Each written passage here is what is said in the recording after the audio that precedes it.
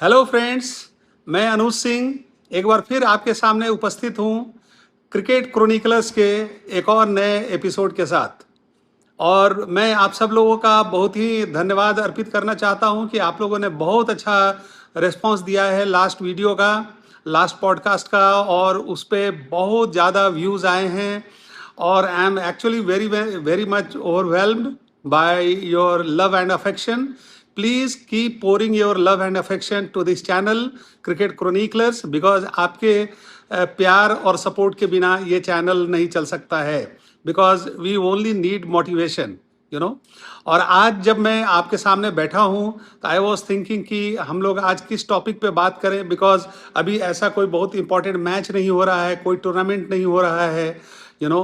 तो हमने सोचा कि क्यों नहीं आज हम लोग थोड़ा एक स्पोर्ट्समैन की सक्सेस में किन चीज़ों का योगदान होता है, उन योगदान के बारे में भी हम लोग थोड़ा सा बात कर लें।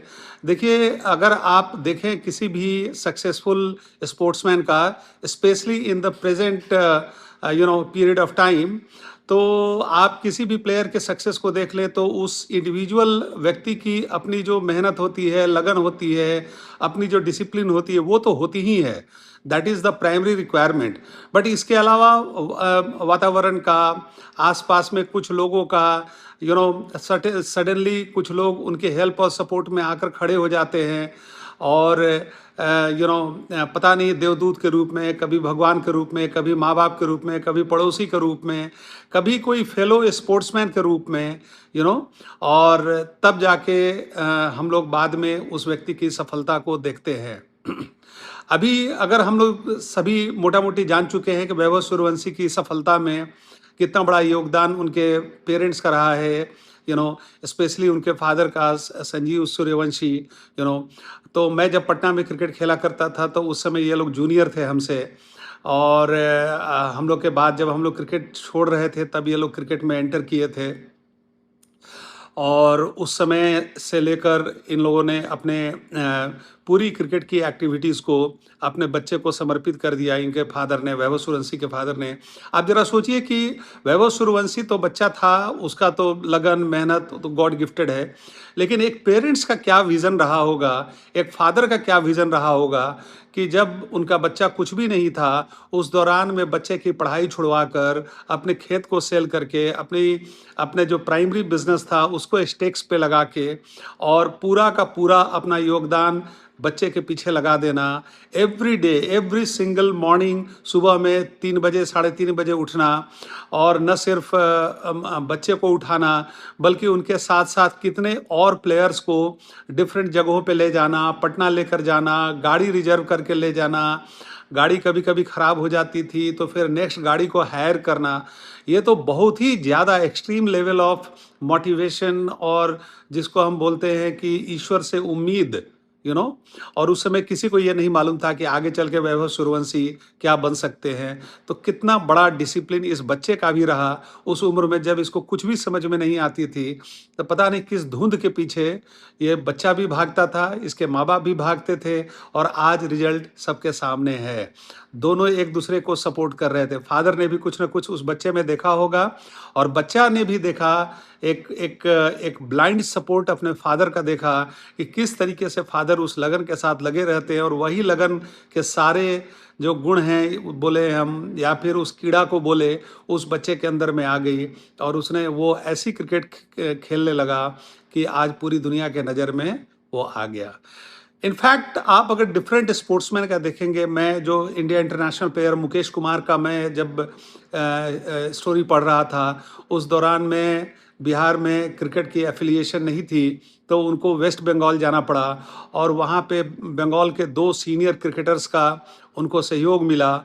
उन्होंने ही उसे एनकरेज किया कि ईडन गार्डन्स के में एक कमरा दिला दिया, और वहाँ पर रह कर, यू नो, वो अपने रिलेटिव के यहाँ रहते थे एक रूम के कमरे में। फिर वहाँ से उनको ईडन गार्डन्स में उन लोगों ने एक कमरा दिला दिया, और कहा कि तुम यहीं पे रह के तुम प्रैक्टिस करना स्टार्ट करो। फिर बंगाल की तरफ से खेले, फिर बाद में इंडिया की तरफ से वो खेले।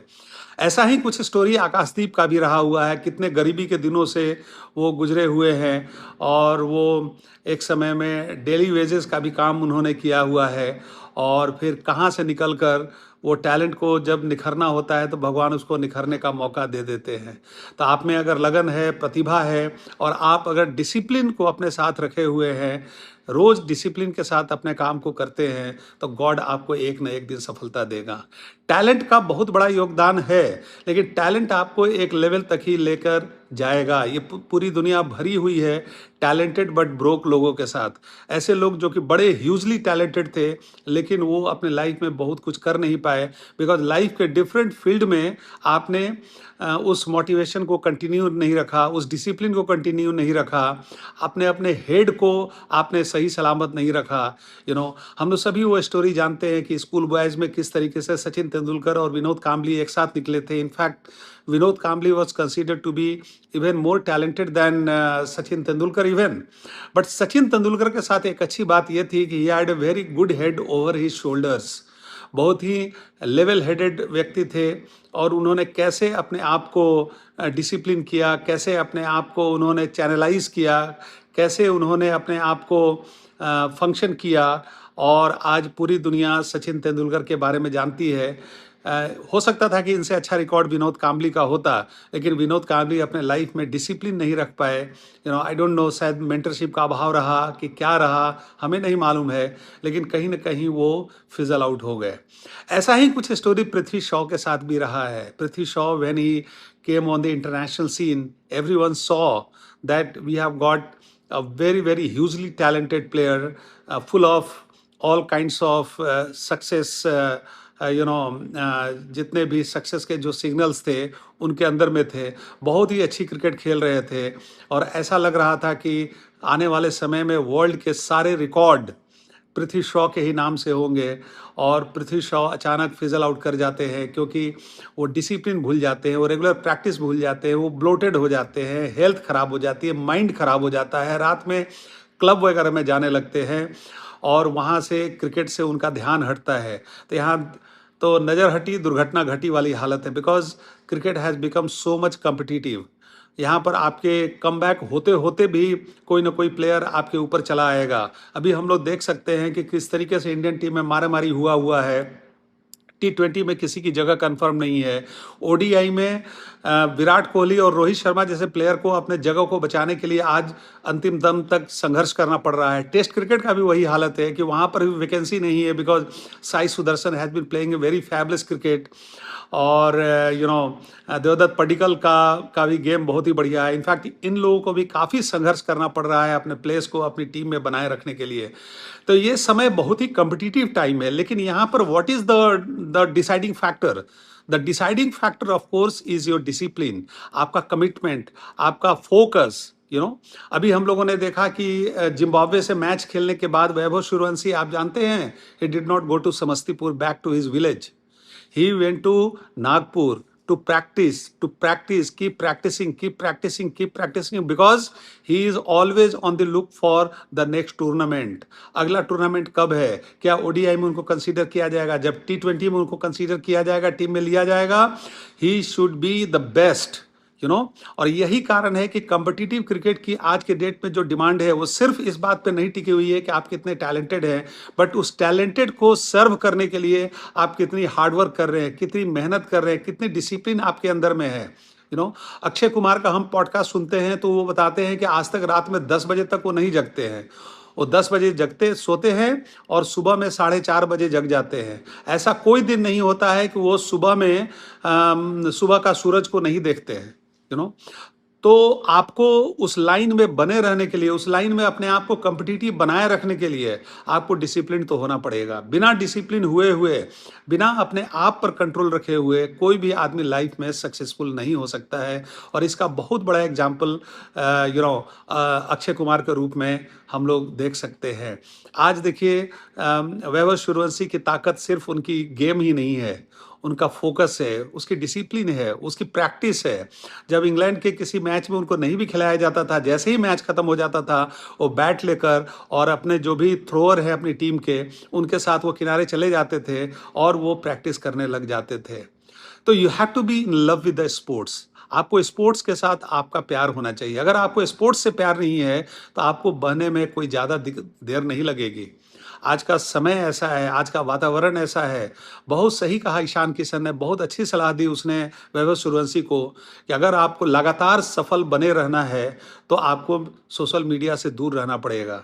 देखिए, आपकी टैलेंट हम लोगों ने कितनी बार सुना है, your talent can make you successful, but your character will make you be there. आपका कैरेक्टर, आपका चरित्र क्या है? आपका चरित्र आपका डिसिप्लिन है, आपकी चरित्र आपकी कंसिस्टेंसी है, आपका चरित्र आपका बेस लेवल पर बने रहना है, यू नो। आप अगर लाइफ में सक्सेसफुल होना चाहते हैं, हम लोग हमेशा ये बात करते हैं, तो आपका एक पैर धूप में होना चाहिए, तभी दूसरा पैर आपका 5 स्टार होटल में रह सकता है।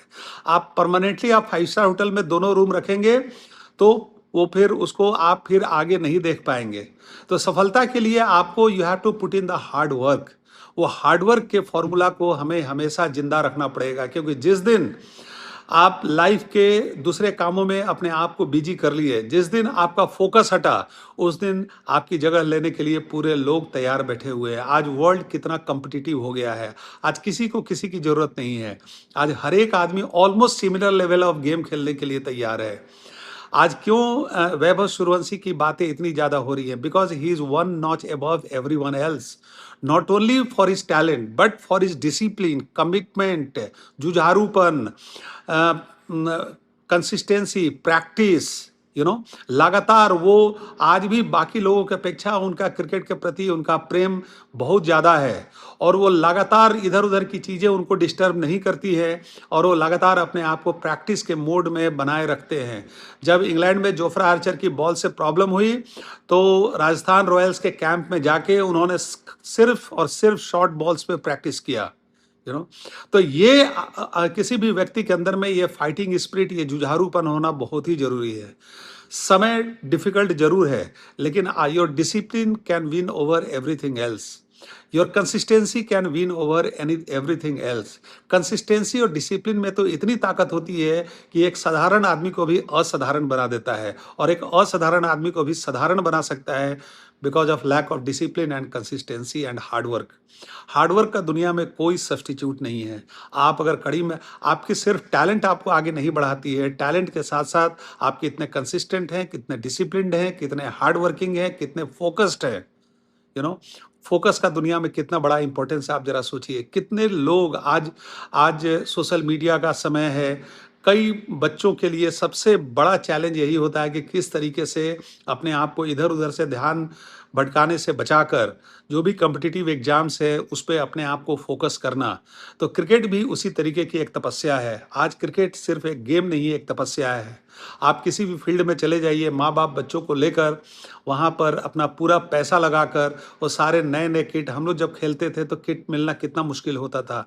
वो तो अच्छा होता था कि हम हमेशा स्कूल वाइज हमने खेला और कॉलेज खेला, यूनिवर्सिटी खेला, इसीलिए बैट की प्रॉब्लम नहीं होती थी, पैड्स की प्रॉब्लम नहीं होती थी, न्यू बॉल्स की प्रॉब्लम नहीं होती थी, वो हमेशा आराम से मिल जाया करता था। लेकिन जो लोग यहाँ से नहीं खेलते थे, क्लब क्रिकेट खेलते थे, उनको काफ़ी पैसे का अभाव रहता था।